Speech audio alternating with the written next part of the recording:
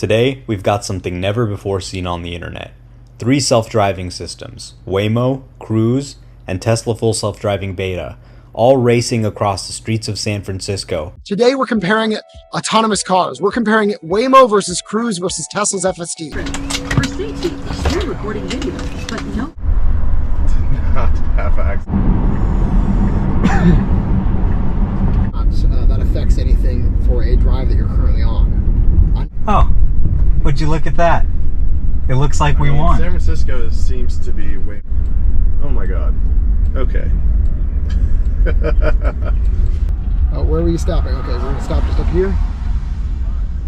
All right. With a time of just 20 minutes and 15 seconds. 2. We have Waymo, with a time of 25 minutes and 22 seconds. We have the Cruise, with a time of 29 minutes and 52 seconds. To all the naysayers who said self-driving was impossible, you were wrong. The self-driving revolution is here, powered by breakthrough AI, and we're just getting started.